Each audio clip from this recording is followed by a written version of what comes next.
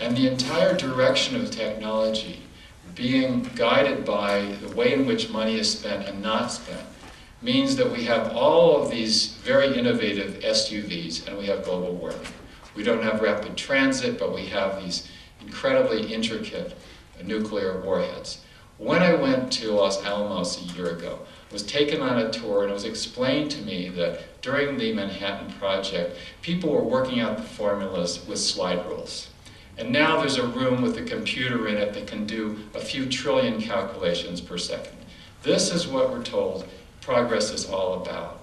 But the fundamental questions are exactly the ones that no digital technology can ever help us to answer.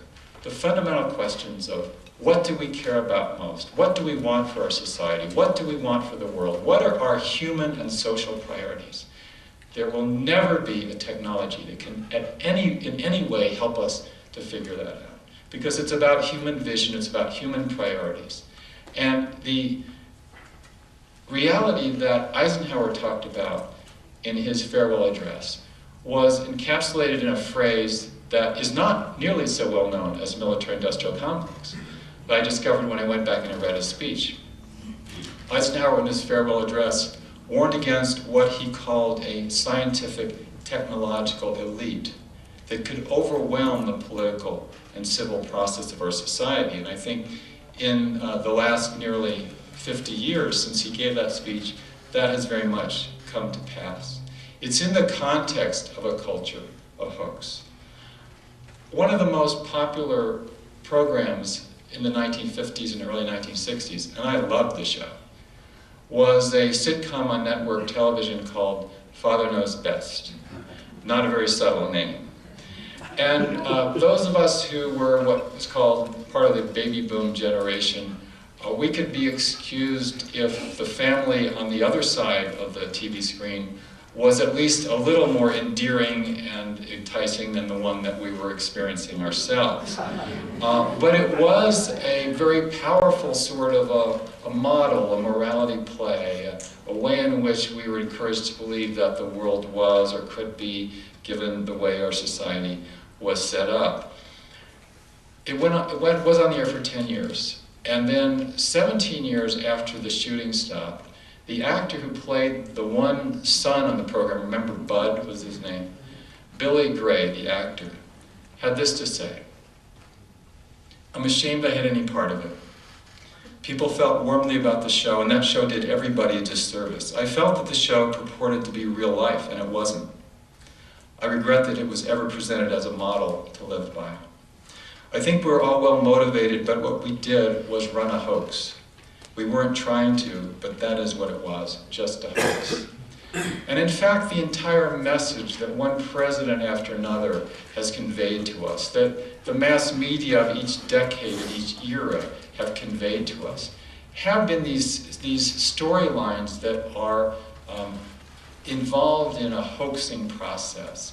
And perhaps no message is more of a hoax than the one that the people at the top of the institutions that are most powerful in our society are looking out for our interests, that they are there to protect us, that their activities have that aim. When the atmospheric nuclear tests were continuing over Nevada, and the diagnoses were beginning to come in for children as they were in grade school in central Nevada and southern Utah, northern Arizona, with the leukemia, and then the cancer would come later. President Eisenhower hosted a meeting of Edward Teller and other famous scientists at the White House. There was increasing pressure about the evidence of fallout, which after all was sending strontium-90 into the bones of children around the world, that the fallout was dangerous. And Eisenhower came out and he said, "These scientists have just explained to me, and I'm conveying to the American people, that if we can give them a few more years to keep doing these nuclear tests, they will develop a clean nuclear bomb." And so it was that the very scientists who were endangering our futures were being cited as the people who would safeguard our futures. And that's true today in terms of Livermore and Los Alamos and the people in the White House and those who were told are in charge of arms control for the US government. And the context is lost. One of the things I've tried to do is go back and see, what has been this continuous thread that's been obscured. And this is part of the way that I ended up describing it in the book. No matter how much we were discussed, the young of our generation often felt close to invisible, treated as mere behavior. Meanwhile, we were the first fully expendable batch of kids in training to be ghosts. The glorified new push-button world might easily lead to a push-the-button moment that would bring literal invisibility. Most of us came from a tamped-down environment of white monoculture, but inner worlds became important enough to be made visible and audible. Some people called that insistence on being heard and being seen the counterculture, the new left, the civil rights movement, the anti-war movement, give it whatever constellation of names you like.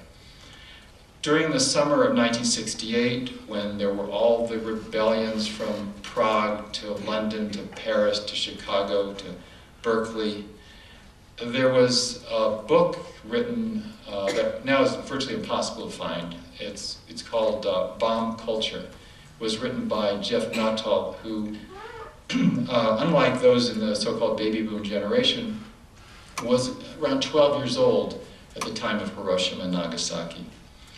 And this is what he wrote in 1968 in the preface of his book. What has happened is that the pressure of restriction preceding nuclear suicide has precipitated a biological reflex, compelling the leftist element in the young middle class to join with the delinquent element in the young working class for the reaffirmation of life by orgy and violence. What is happening is an evolutionary convulsion rather than a reformation. Young people are not correcting society, they are regurgitating it. Nuttall went on to say that by dropping atomic bombs on Hiroshima and Nagasaki, quoting here, we had espoused an evil as great as the Nazi genocide. We had espoused the instrument for the termination of our benevolent institution, society, and our certain identity, human. We had espoused a monstrous uncertainty both of future and of morality. Well, I was up there in the mountains in northern New Mexico reading that last year, and I'm thinking, is this kind of over the top? Is this hyperbolic? And I went back and I looked at it. We had espoused a monstrous uncertainty both of future and of morality.